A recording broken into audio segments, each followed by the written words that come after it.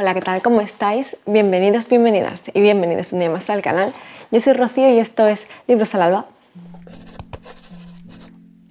En el vídeo de hoy vengo a hablaros sobre el resto de libros que leí a lo largo del mes de febrero. Porque, bueno, como sabéis, fue Little February, leí muchísimos libros cortitos dentro de los requerimientos de mi amiga Laia, de quien te lo ha dicho que es la que promueve esta iniciativa.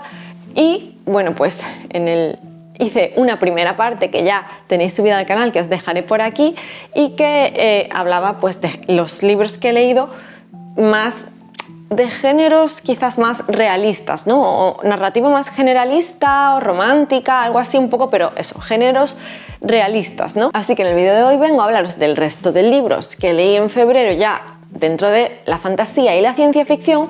Y además hay alguno que no entra dentro de la iniciativa como tal, pero que bueno, también fue leído o por lo menos he empezado y quiero mencionarlo a lo largo de este mes de febrero. No me enrollo más y vamos a comenzar con este resumen de lecturas dentro de los géneros de fantasía y ciencia ficción. Pero antes de empezar, como siempre, os recuerdo de qué maneras podéis apoyar al canal y aumentar un poquito y fomentar su visibilidad y que YouTube lo comparta, ¿no? Porque canales pequeñitos lo tenemos más difícil. Como siempre, podéis suscribiros, darle a la campanita para que YouTube os avise de futuros vídeos, que esto es muy importante porque verlo dentro de las primeras horas desde que se ha subido es fundamental para que YouTube entienda que os gusta y lo comparta.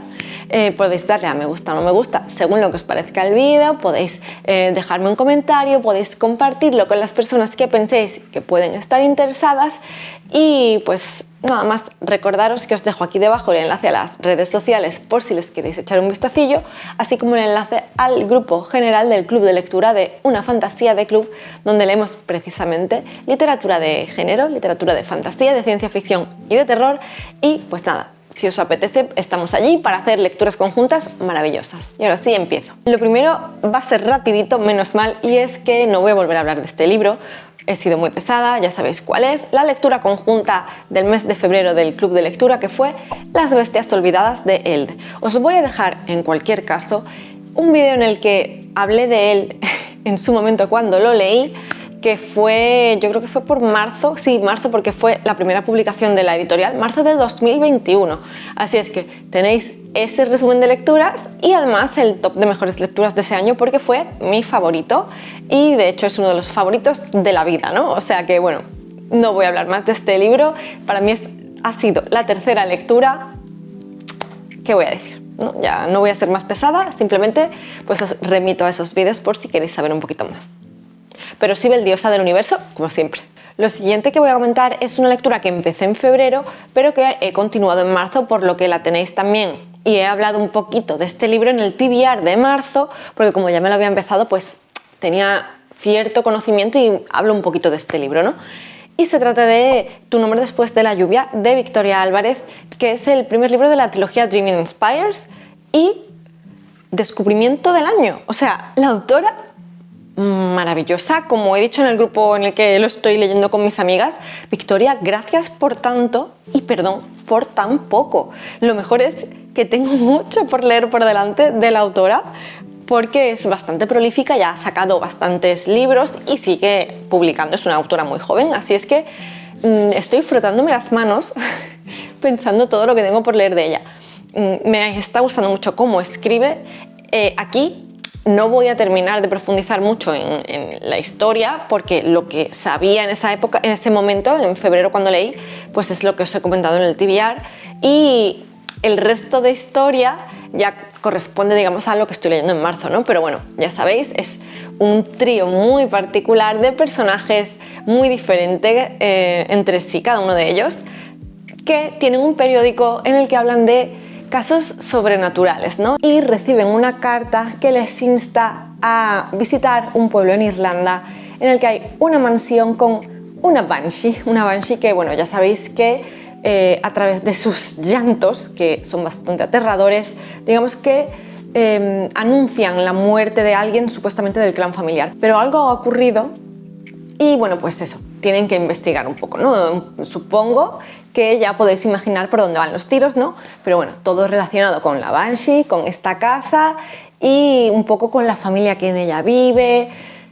empezamos, la primera parte que leí, pues simplemente era un poco de ponerte en contexto, de presentarte a los personajes, de ver su relación, ¿no? La relación que tienen entre ellos y un poco pues ese viaje a Irlanda, llegar al pueblo, ver qué es lo que se comenta en el pueblo acerca de la familia, ¿no? que vive en esa casa y un poco pues eso, los prejuicios de la gente, las habladurías. La verdad es que la ambientación era brutal, maravillosa. Los protagonistas, yo me lo pasé bomba. Me hace tanta gracia cómo se relacionan, cómo es cada uno de ellos.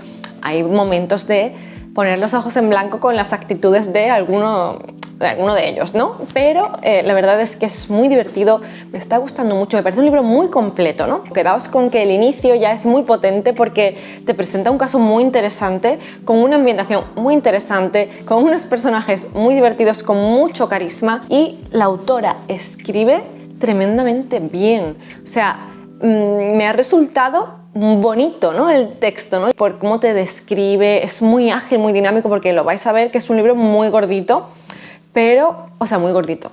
A ver, 500 y pico páginas en la media, ¿no? Pero que no es una novela corta. Entonces, a lo mejor puede intimidar, pero es que se lee tan rápido, los diálogos están tan bien hechos.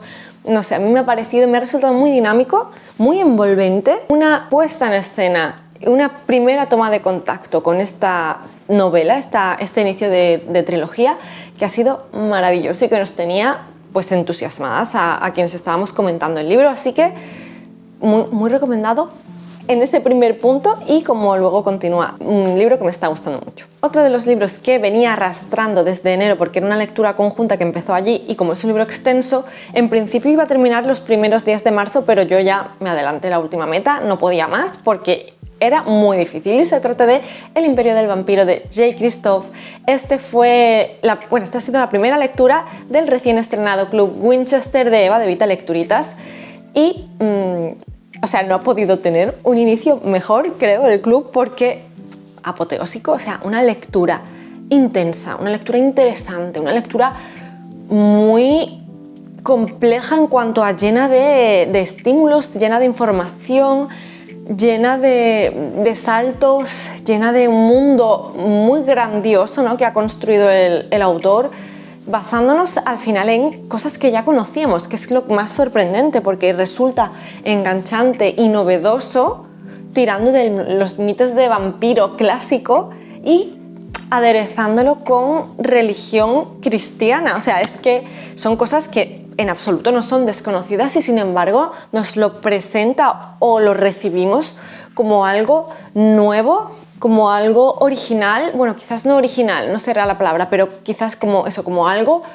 que capta nuestra atención, ¿no? Y la verdad que es muy interesante, ¿no? Porque me hace gracia, ya digo, tiene muchos paralelismos o bebe mucho de la religión y de sus símbolos, de su simbología.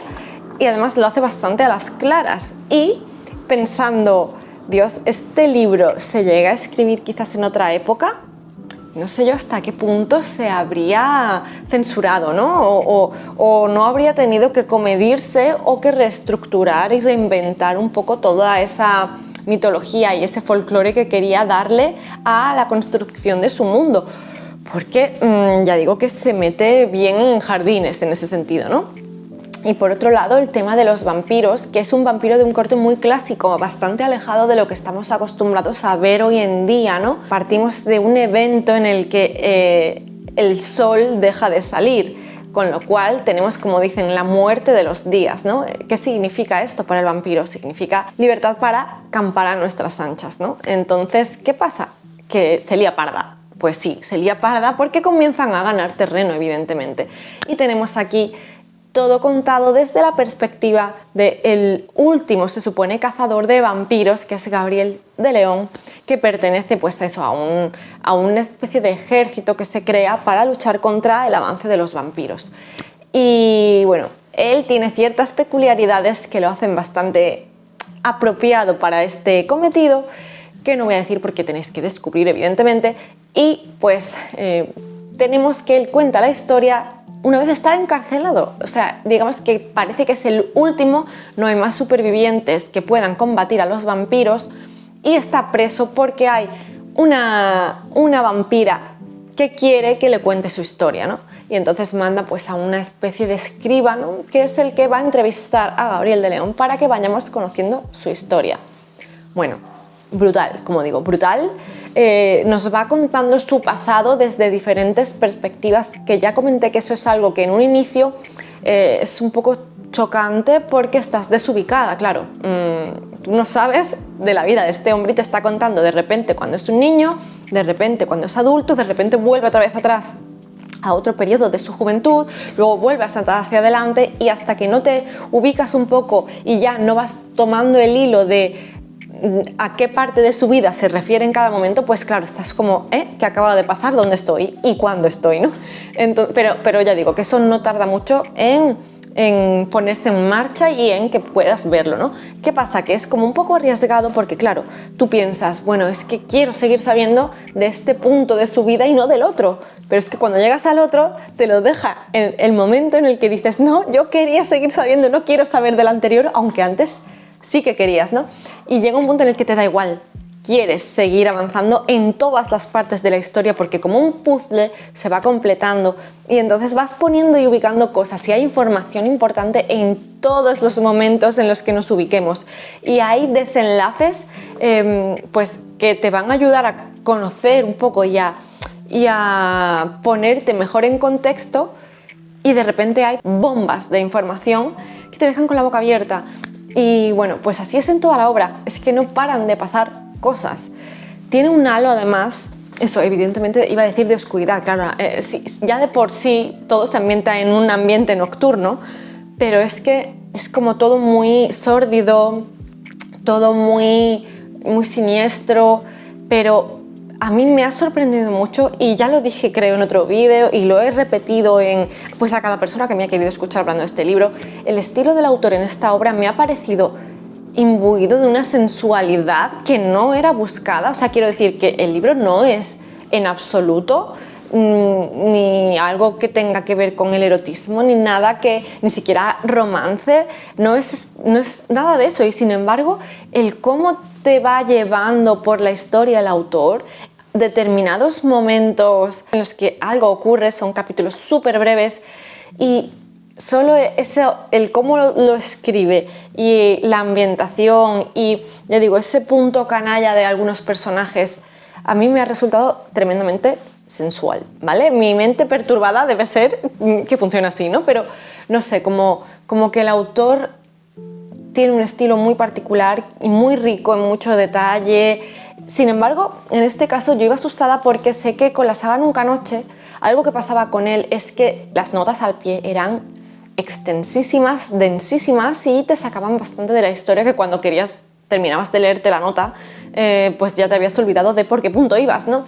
Y yo iba pues un poco aterrada con esto. En este caso no es así, es mucho más fluido y es todo el tiempo historia y no me ha resultado abrumadora, ¿no? En cuanto a densidad del texto. Sin embargo, ya digo que es rico, es completo, es intenso, muy intenso, porque ya digo que no dejan de pasar cosas y tenemos que ir viendo por qué se ha llegado al punto con el que inicia la obra, que es que está preso nuestro protagonista Gabriel de León, ¿no? Tú ya sabes qué es lo que va a pasar al final de la vida hasta llegar al punto, ¿no?, en el que empieza la obra y aún así no pierdes interés, al contrario, es un elemento imprescindible porque tú vas viendo cómo avanza todo y pues tienes grandes gestas y grandes momentos de inflexión en la vida del protagonista y claro, lo que no puedes imaginar es cómo acaba, pues, y por qué acaba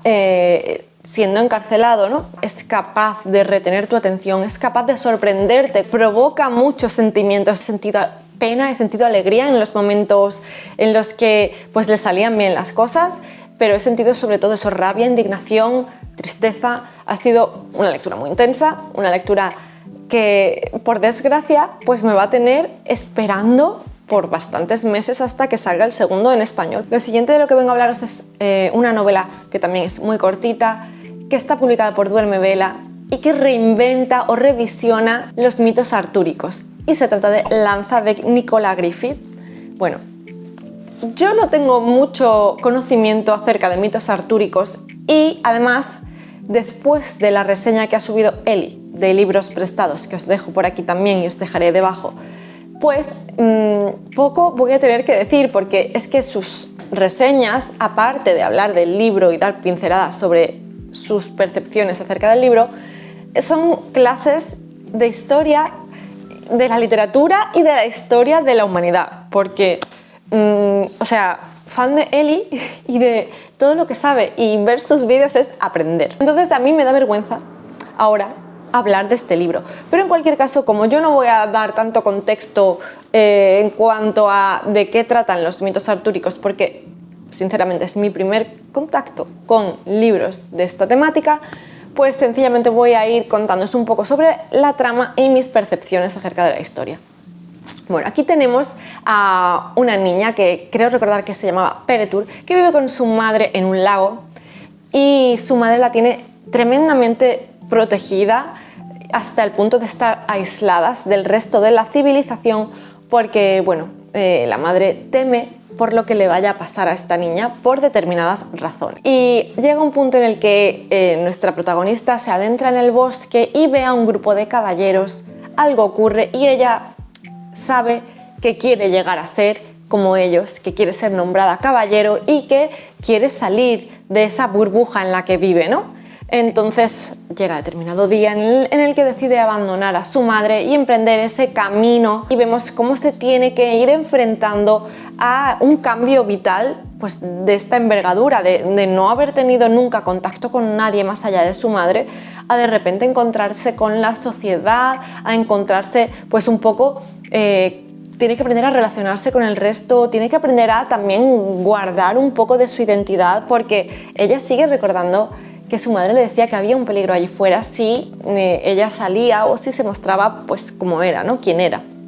Entonces, pues tiene esa dualidad entre tener que relacionarse por primera vez y tener que poner límites, ¿no? Por otro lado, vamos viendo un poco todas esas aventuras que va viviendo, porque claro, una vez que ella toma la determinación de querer ser caballero, no le vale solo con eso, ella tiene que luchar por ese puesto, ganárselo, ¿no? Ganarse la confianza de quien tiene que nombrarla caballero y demostrar que realmente vale lo que ella dice, ¿no? Vale como caballero, como persona que tenía que luchar luego por el rey. Vamos acompañándola en este camino de descubrir quién es, de ir rellenando esos huecos que le dejó su madre acerca de dónde viene, quién es y por qué tenía que estar escondida. Me ha resultado un libro muy interesante.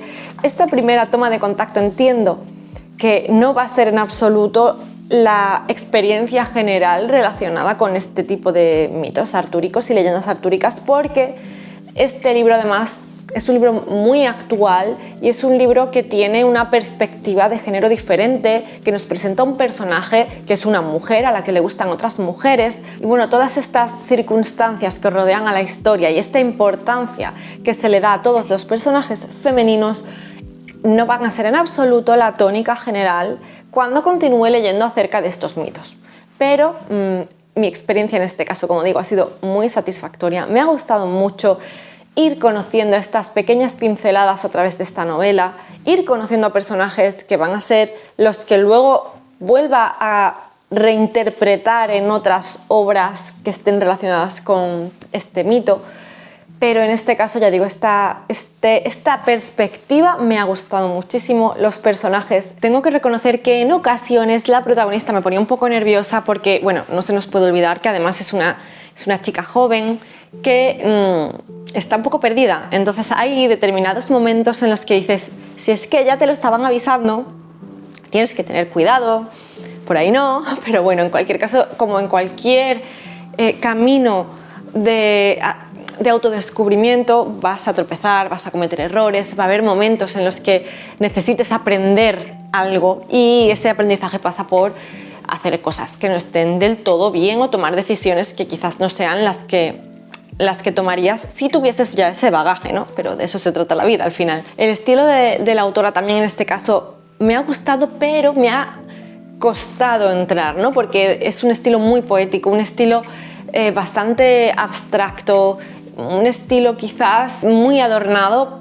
y a lo mejor cuesta trabajo pues concentrarte y poder extraer de ahí la historia que te está contando. La construcción del texto quizás, pues eso, tiene más un carácter casi poético o musical que una prosa simple y sencilla en la que te cuentan las cosas siguiendo pues un esquema gramatical tradicional, ¿no? Como el que hablaríamos nosotros hoy en día, pero también, claro, tiene sentido, te puede costar iniciar con la obra y entrar un poco en esa musicalidad o en esa poesía, ¿no?, de la obra y en cómo está escrito, pero una vez que le pillas un poco el punto, ya no hay problema, ¿no? La cosa es que siempre puede suponer una barrera inicial. Recomiendo que continuéis, que dejéis que fluya, porque luego vais a poder avanzar sin ningún problema. Y por último voy a hablar un poco de las 3 obras que he leído de ciencia ficción.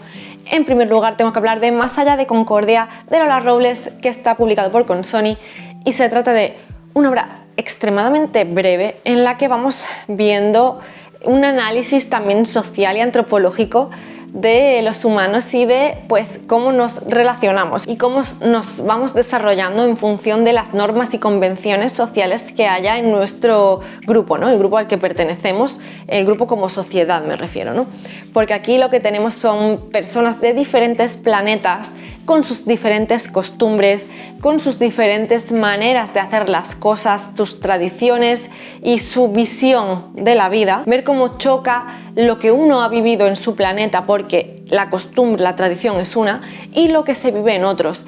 Y también un poco ese análisis de por qué nosotros desde nuestro prisma vemos como algo menos avanzado o peor lo de otra sociedad y idealizamos la nuestra, ¿no? Y cómo otras sociedades quizás también idealizan nuestra propia sociedad porque la ven con los ojos de sus costumbres y sus tradiciones, ¿no? Un poco como poder ser capaz de ver lo bueno y lo malo de cada uno gracias a que lo ves un poco a través de los ojos de otra persona, ¿no? Pero aquí tenemos varios personajes que huyen de su planeta de origen y se van a vivir a Concordia, y entonces vamos viendo desde diferentes momentos también temporales cómo se vivía en ese planeta y cómo viven ahora en Concordia con otros personajes que al inicio fueron ellos los visitantes de su planeta. O sea, un poco vamos viendo esta relación que tenían entre ellos, cómo se conocen y cómo debaten un poco y comparten las perspectivas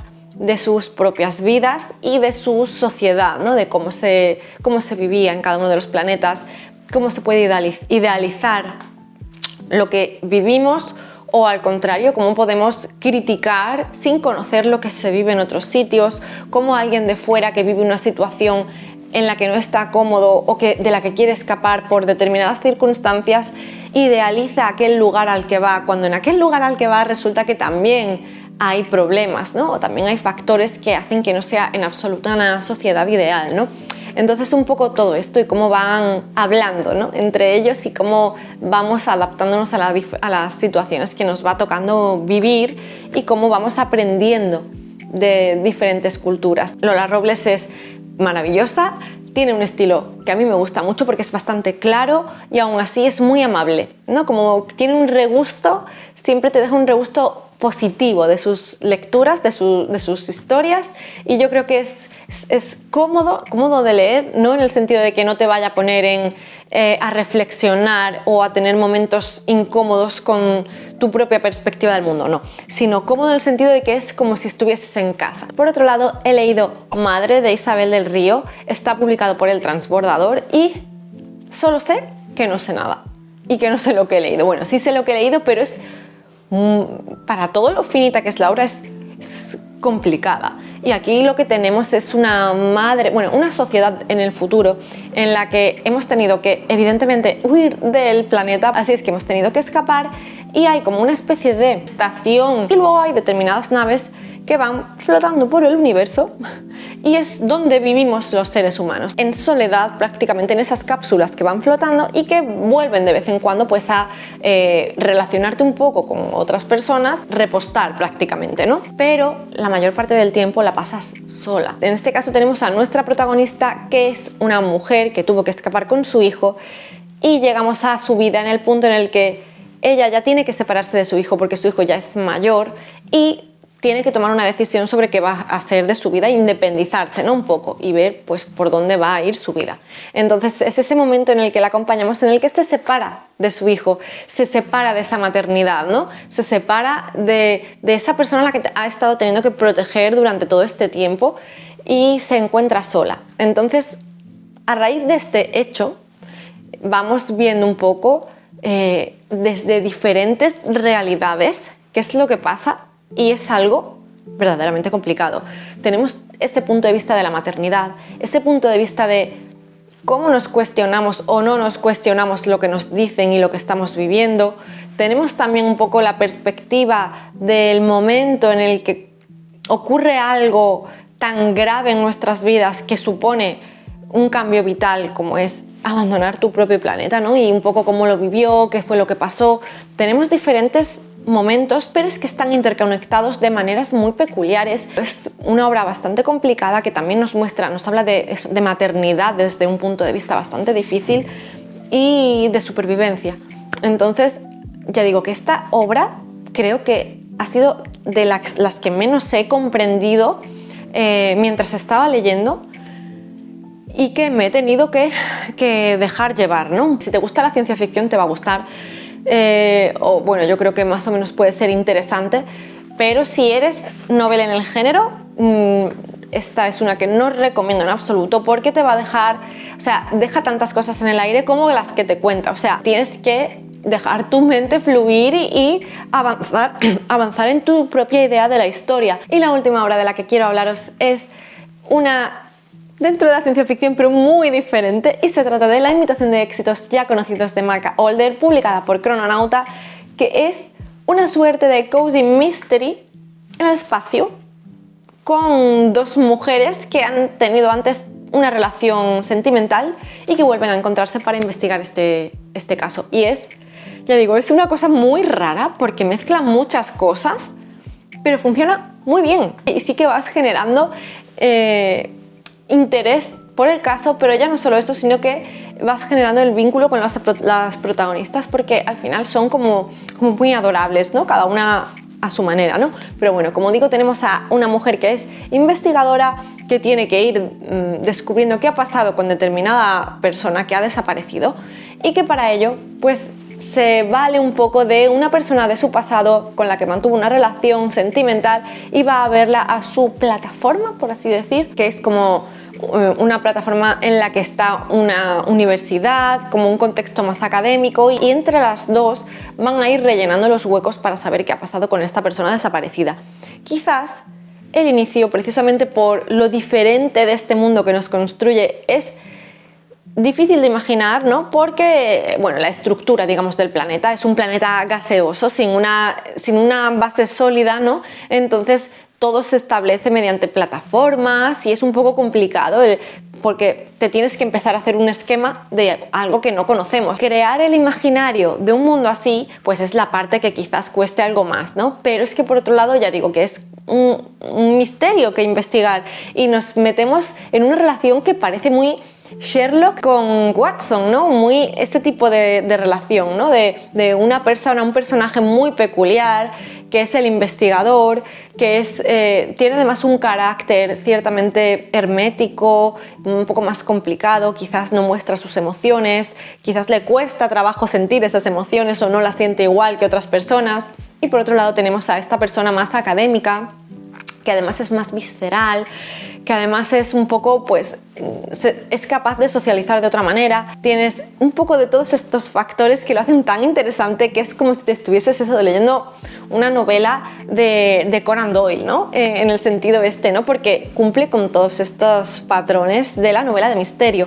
Y sin embargo, pues tenemos ese otro factor que no deja de ser algo más que la ambientación que lo envuelve todo, ¿no? Y es bastante divertido ir descubriendo un mundo totalmente diferente al nuestro de la mano de algo tan clásico como es la resolución de un misterio, ¿no? Es muy breve también, me ha dejado con ganas de saber más de estos personajes. Tienes esa referencia también a Sherlock Holmes, y claro, resulta que cuando se acaba este caso tú quieres saber más, o sea, quieres que haya más casos, y creo que de hecho pues esto es una serie y que la autora creo que ya tiene un segundo libro, entonces supongo que esto pues será como en el propio caso de Sherlock, que será una serie de libros en los que iremos viendo misterios y acompañaremos a nuestras protagonistas para su resolución. Como ya además tenemos un poco las bases asentadas de lo que nos ha ido contando, probablemente en su siguiente entrega pues ya no sea tan complicado, salvo que viajemos a otro planeta. En cualquier caso, la he disfrutado mucho y ha sido una mezcla eso entre descubrimiento y lo acogedor que me resulta siempre resolver un crimen así. Y bueno, pues hasta aquí ha llegado el resumen ya definitivo de mis lecturas de febrero, ni más ni menos, han sido unas poquitas. Es cierto que probablemente este vídeo tenga menos visualizaciones que el anterior porque hablo exclusivamente de la vertiente de fantasía, ciencia ficción y tal, y esto quizás suele verse menos, ¿no? Pero bueno, espero que os haya gustado, que os hayan interesado y que os haya picado el gusanillo para leer alguno de estos libros. Solo me queda recordaros que tenéis aquí debajo mis redes sociales por si les queréis echar un vistacillo y también el enlace al grupo general del Club de Lectura. Muchas gracias por estar aquí en un vídeo más y nos vemos en el siguiente. ¡Chao!